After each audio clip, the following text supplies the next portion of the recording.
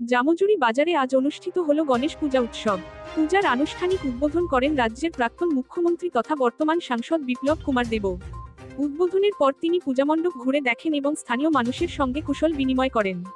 সাংবাদিকদের মুখোমুখি হয়ে বিপ্লব দেব বলেন, জামজুরির মানুষদের মধ্যে ধর্ম বর্ণের কোনো ভেদাভেদ নেই।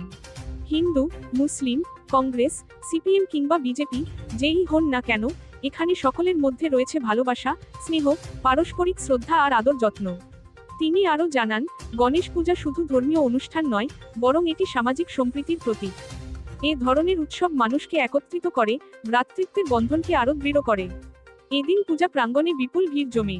স্থানীয় বাসিন্দারা জানান, সাংসদের উপস্থিতিতে তারা উৎসবকে আরও আনন্দময়ভাবে উপভোগ করেছেন। উৎসব প্রাঙ্গণে ছোট থেকে বড় সবাই মিলেমিশে অংশ নেন এবং সাম্প্রদায়িক সম্প্রীতির সুন্দর চিত্র ফুটে ওঠে।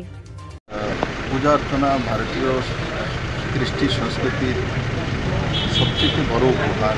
তার এগুলির মাধ্যমে আমাদের সমাজ ব্যবস্থাকে আমরা ধরে রাখি, সুদৃঢ় করি। আর তার সঙ্গে সঙ্গে জামজুরি আমার মাতৃভূমি, এই বাজারে আমি অনেক ঘোরাফেরা করেছি, বলতাম এখানে যারা যারা পুজো অর্চনা করছে এরা সবাই ছোটো ছোটো ছেলে মেয়ে, ওই সময়টা আমি দেখিও নিয়ে দেখি।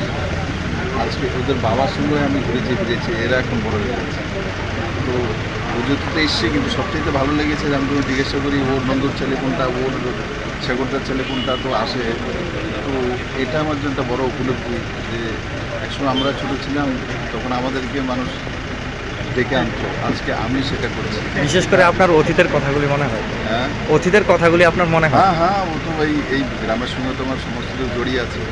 আর এখানকার জাতি, ধর্ম, দলমত নির্বিশেষেই সবাই আমাকে স্নেহ ভালোবাসা দিয়েছে। কেউ হয়তো ওই সময় কংগ্রেস, সিপিএম, অন্য পার্টি করতো, কিন্তু আমার সঙ্গে তাও কোনো চিন্তাভাবনাটাকে হয়নি। আর সবাই মিলেমিশেই জামজুরি বাজার আমরা করতাম। তো পরিবারের ছেলে মেয়েরা উদ্যোগ হয়ে গণেশ পূজা করছে।